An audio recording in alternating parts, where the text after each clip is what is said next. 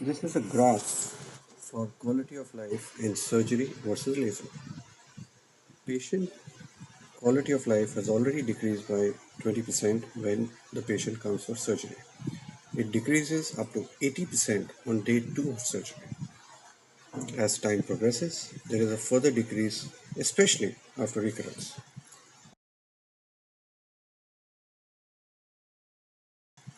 After laser ablation, the life comes to near normal within 1 week of laser, and then there are two options depending on the response to ancillary treatment.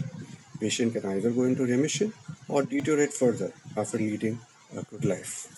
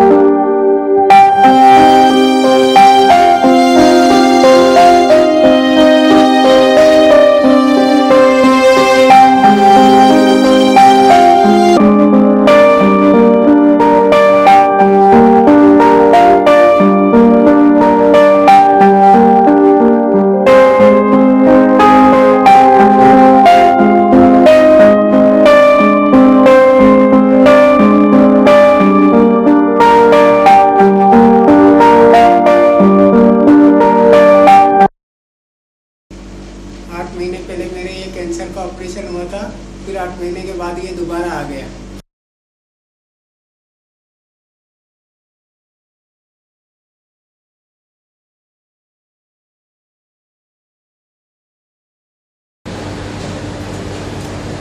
हे माझे वडील आहेत. यांचं नाव सुभाष भागीनाथ पाटील. यांचं पहिलं symptoms दिसलं मार्चमध्ये. मग आपण मार्च 19ला फर्स्ट ऑपरेशन केलं लोअर मँडिबलचं. आणि लोअर मँडिबल आपलं प्रिन्स अली खानमध्ये आपलं सुलतान प्रधानच्या ह्याच्याखाली. आणि नंतर परत जुलैमध्ये परत ते सिम्पटम्स हे पॉझिटिव्ह दिसले, म्हणून त्यांनी आपल्याला परत ऑपरेशन करायला लावलं सुलतान प्रधानच्या यांच्याकडे प्रिन्स अली खानमध्ये केलं आपण जुलै महिन्यात. आणि नंतर मग त्यांनी आम्हाला केमो आणि लाईटचं रिकमेंडेशन दिलं. मग आम्ही ते नाशिकला घेतलं, ते आपल्या मानव क्युरी हॉस्पिटलमध्ये. मानव क्युरी लाईट्स आणि हे घेतलं तर दिवाळीच्या याच्यात दिवाळीच्या स्टार्टला एक इथे नोड आला त्यांच्या याला, आणि हा खालचा हा जो आहे नोड हा आला. आणि नंतर तो आम्ही परत आलेलो ऑपरेशन सुलतान प्रधानला दाखवायला. तेव्हा ते बोलले आता काहीच करता येणार नाही, हे खूप रॅपिडली वाढत आहेत. म्हणून मग त्यांनी आम्हाला काही हे नाही दिलं, जेफ्टिन गोळी दिली रिकमेंड, आणि ती आम्ही देत होतो. नंतर आम्ही कोकिला वेन हॉस्पिटलला गेलो. मग त्यांनी आम्हाला केमोची आर्बिटेक्स आणि आर्बिटेक्स द्यायला लावले केमो. मग आमचे ते 7च झाले ना आर्बिटेक्स. आतापर्यंत 7 आर्बिटेक्स झालेत. आणि फरक पडला नाही. काहीच फरक नाही पडला. पण पहिलं ऑपरेशन झालं ना, तेव्हा त्यांनी सांगितलं होतं की कंट्रोल झालं आहे सगळं एकदम क्लिअर. पण ते काय नाम राकेश प्रजापति है। मैं अगस्त में ऑपरेशन करवाया था बेचने हॉस्पिटल में, डॉक्टर कमरे में किया था। उसके 2 महीने के बाद में वापस गैस आ गया, वापस ऑपरेशन करने के लिए से टू था हो गया रजिस्ट्रेशन देकर। अभी पहले मुँह इतना खुलता था, अभी इतना खुलता है। हाँ, बोलिए. मेरा नाम मनीषा बंडी है। ये मेरे पति हैं दिनेश बंडी। इनको 2011 में कैंसर डिटेक्ट हुआ था। हमने पीवी देसाई सर से इनका ऑपरेशन करवाया, पर 2.5 महीने के बाद वो वापस रीअकर हो गया। फिर हमने उनको कीमोथेरेपी के कुछ साइकिल दिलाए, पर उससे वो रुक गया। पर आज 3-3.5 साल बाद ये वापस अकर हो गया, और फिर वापस हमने कीमो के साइकिल दिलवाए, पर अभी तक वो साइकिल का कुछ हमको असर नहीं हुआ है 4 साइकिल देने के बाद भी। और डॉक्टर्स तो उतना ही बोल रहे हैं कि अब और कुछ ट्रीटमेंट नहीं हो सकती। बिल्कुल बंद हो गया है, और ऑलमोस्ट बंद ही हो गया है। और हमने अब लास्ट में हार का फीडिंग ट्यूब डलवाई। मेरी मम्मी का ऑपरेशन हुआ है, 1 साल हो चुका है। मेरा नाम समीम है। मेरी मम्मी को 1 साल हो गया ऑपरेशन करके। 4 महीने के अंदर ये वापस से पेन करने लगा। वही जो कंटिन्यू तकलीफ थी वही हो रही है। प्रधान सर के पास जाते हैं, लेकिन प्रधान सर कुछ बोल नहीं रहे कि क्या है, बल्कि ये बोल रहे हैं कि दोबारा ऑपरेशन करना पड़ेगा। लेकिन अभी तक हम लोग कोई ऐसी रीज़न पे नहीं पहुँचे कि हमारी मम्मी को कोई रिलैक्स हो, कि कोई भी चीज़ का आराम हो, ऐसा कुछ भी नहीं है। बस खाली सर्जरी कर दी है और जाते हैं तो सही से बात भी नहीं करते, कुछ भी नहीं करते, बोले ऐसे ही रहेगा वो तो।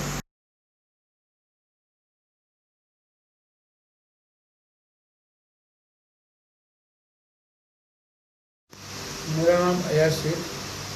मेरा पहला ऑपरेशन 2013 जनवरी में हुआ था। छोटा सा दांत के ऊपर एक बारीक छोड़ी आई थी, तो उसकी वजह से मेरे को डॉक्टर विमल जैन हिंदू महासभा उन्होंने पूरा झगड़ा निकाला।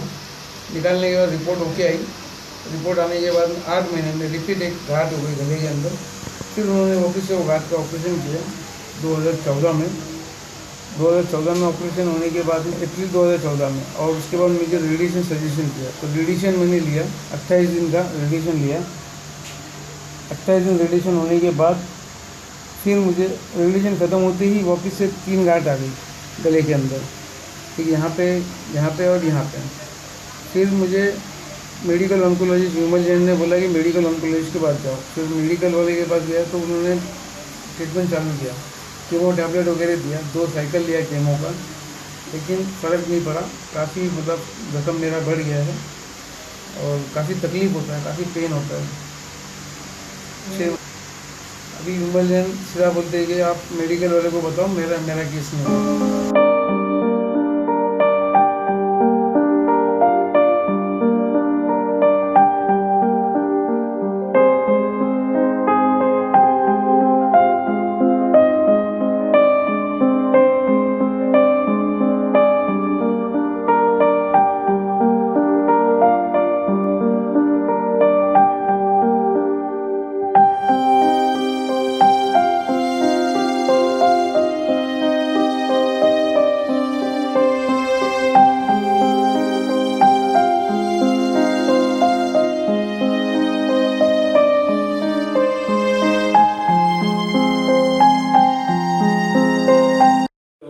नमस्कार, मैं सैफुद्दीन लतीफ़। मैं कैंसर से ग्रस्त था।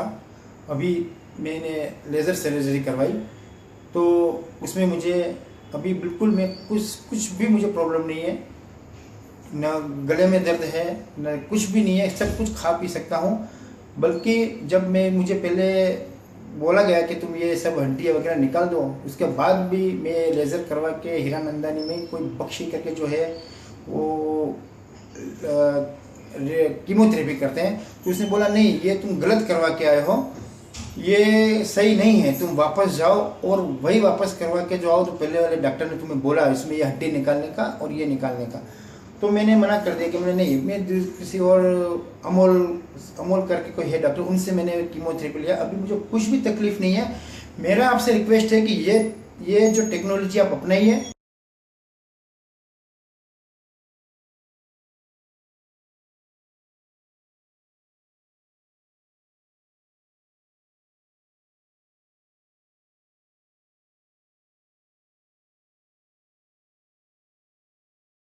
ये मेरे फादर हैं और उनको टंग के अंदर कैंसर हुआ था आज से करीबन 3-4 महीने पहले।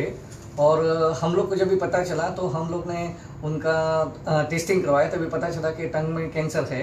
तो तभी हम लोग ने सोचा कि कैंसर के लिए ट्रीटमेंट करवाना पड़ेगा, तो डॉक्टर सुल्तान प्रधान के पास गए थे और सुल्तान प्रधान ने बोला कि टंग काटना पड़ेगा, हाफ ऑफ द टंग जाएगा, कट हो जाएगा। और हम लोग ने जब ये सुना तो हम लोग को शॉक लगा और हम लोग ने जब पिताजी को बताया तो पिताजी रेडी नहीं हुए। उन्होंने बताया कि नहीं, मुझे टंग नहीं कटवाना है। तो हम लोग ने अल्टरनेटिव सोर्स ढूंढने का स्टार्ट किया और हम लोग को ये पता चला कि आयुर्वेदिक में एक वागलदारा हॉस्पिटल है वलसाड़ के नज़दीक, और वहाँ पर हम लोग ने जाके 11 दिन का ट्रीटमेंट लिया और वापस आए। वहाँ पर भी कुछ फ़ायदा नहीं हुआ।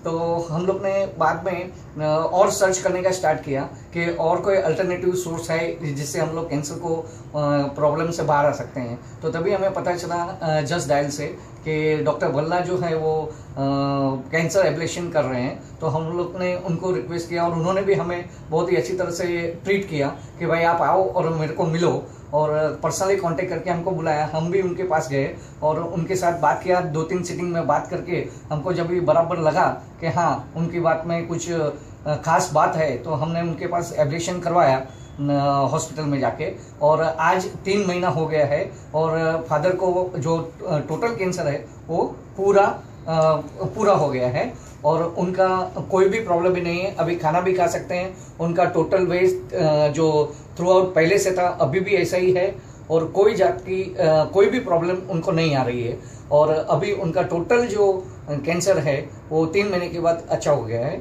और वो हम लोग आउट ऑफ डेंजर अभी हो रहे हैं और धीरे धीरे और होते जाएंगे जैसे जैसे समय बढ़ता जाएगा और हम लोग इसके लिए डॉक्टर भल्ला के आभारी है।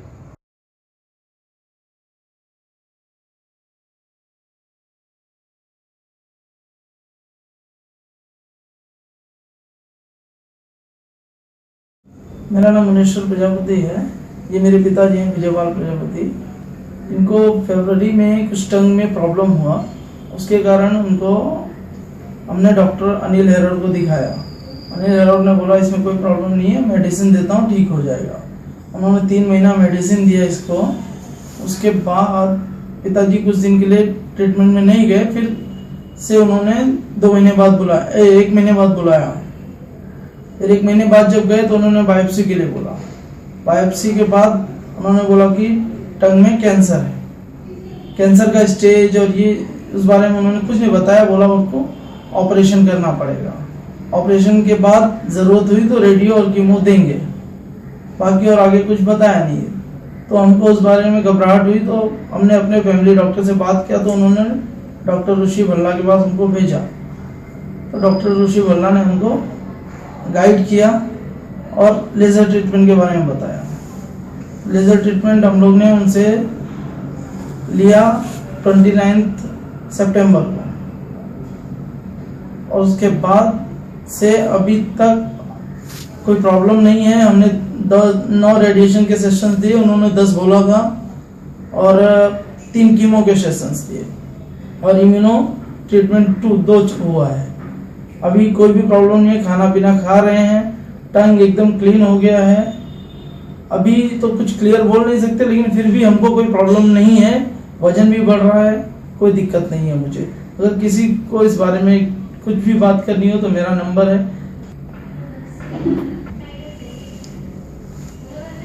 बोलूं? जीभ का तकलीफ था, अभी सब कुछ ठीक हो गया। अब पहले बोलने में तकलीफ होता था और अभी कुछ नहीं होता है ऑपरेशन के बाद। अभी खाना वाना सब कायदे से खाता हूँ। पहले मेरा मुंह भी नहीं खुलता था और मैं खाना भी नहीं खा सकता था अच्छे से और मेरे को तकलीफ हो रही थी। डॉक्टर ऋषि भल्ला से मिला, उन्होंने मेरा लेज़र ट्रीटमेंट किया और अभी मेरे को 6 हफ्ते के बाद बीच बीच में मैं खाना भी खाता हूँ और मेरा मुंह भी खुलना चालू हो गया। पेन पेन पेन अभी मेरा दर्द भी नहीं है मुंह खोलने के टाइम पे। खाली जब ड्रेसिंग करती है तभी मेरा मुंह दुखता है बस।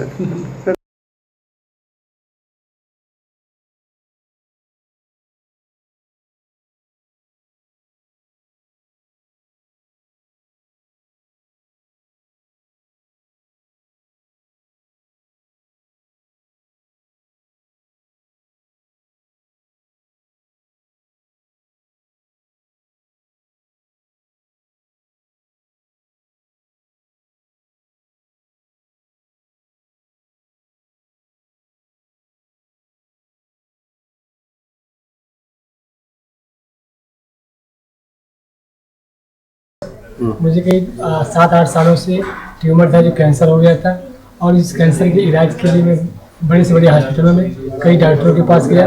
सारे सर्जन डॉक्टरों ने मना कर दिया, कहा कि भैया आपका ऑपरेशन नहीं हो सकता क्योंकि आपकी बॉडी ठीक ठाक नहीं है, अलाउ नहीं कर रही ऑपरेशन करने के लिए। लास्ट में जो है मरने की स्थिति आ गई थी। ऐसी स्थिति में डॉक्टर भल्ला के पास पहुँचा। डॉक्टर भल्ला ने इस ट्यूमर का जो है वो लेजर ऑपरेशन किया। लेजर ऑपरेशन करने के बाद ट्यूमर पूरी तरह से समाप्त हो गया है और मैं अपने बच्चों के साथ पूरी तरह से ठीक ठाक हूँ, खा पी रहा हूँ और अपना काम भी कर रहा हूँ। मैं इनके साथ कम 15 साल से रहता हूँ। मैं इनका लड़का हूँ। मैं करीबन नानावटी, लीलावती और हीरा नंदानी हमने कहीं के बहुत चीज़ें दिखाया। डॉक्टर संजीव खन्ना, डॉक्टर संजय खन्ना, सबको दिखाया, मतलब बहुत सारे डॉक्टरों को दिखाया, name it we have it, मतलब सारे डॉक्टर्स को दिखाने के बाद उन्होंने बोला कि इसका कोई ऑप्शन नहीं है, इनको ऐसे ही रहने दो, ये इनका बेस्ट सोल्यूशन है जो चल रहा है।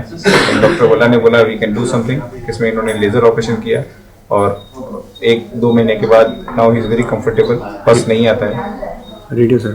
रेडियोथेरेपी का 10 सेशन हमने दिया है इनको, तो कीमोथेरेपी इनको नहीं दिया है और इम्यूनोथेरेपी अभी दे रहे हैं, मैं कंटिन्यू विद द इम्यूनोथेरेपी, तो इनको काफ़ी फायदा हो रहा है इम्यूनोथेरेपी से। और जो ट्यूमर था वो बहुत छोटा हो गया, it practically exist nowhere. Hello, my name is Dr. Rusi Balla, and I want to answer a couple of questions which may have cropped in your mind while watching the video. Has laser been there for a long time? The answer is yes. It has been there for more than 10 years now. The lasers are getting better. The technology is getting better. The operations are getting better. The training is getting better as time goes by. And now the result is that lasers have replaced surgery in many conditions.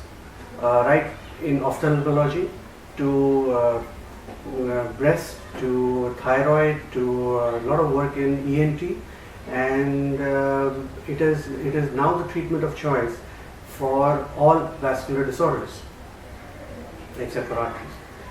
Now, next question which everybody asking is that then why the mismatch in cancer? The answer is that the old technology and new technology, it's a fight between old and new technology. What is happening is that the chemotherapy, which is now the mainstay of treatment in cancer, is now much better than what it used to be in 1970s and 80s. The radiotherapy machines which were used in 80s are practically discarded now all over the world. The new machines have lesser time periods, lesser side effects, and much better efficacy. But the surgery which was invented for cancer is a legacy of 1950s. It is older than a Fiat car technology. But what we are trying to do here is that we are trying to match the older and the newer technology, and therefore the confusion. Today, if you want to have a proper condition, if you want to have a proper treatment with the newer technology, then you need a latest technology to go together with it. So why don't I get endorsement for laser surgery for my cancer? And the answer is that lack of awareness, lack of training, and most important is laser is a total replacement for surgery in the conditions which you have just seen. Obviously, the surgeon is not going to endorse that. Now, the next question which everybody asks is, what about recurrence? Does the laser have recurrence?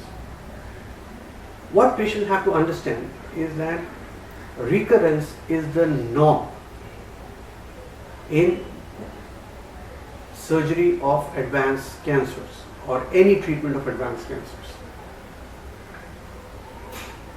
The question now comes in is that whether we are able to manage the recurrence in surgery. The answer is very difficult. Very difficult to manage recurrence after surgery. At best, some attempts at chemotherapy and radiotherapy can be done, but not more than that. But with laser, because laser can be repeated number of times without it affecting any part of the body, you can manage recurrence with laser in a much better way. So all in all, laser gives you a better chance at life and hopefully a longer one. My name is Dr. Balla. Thank you for watching.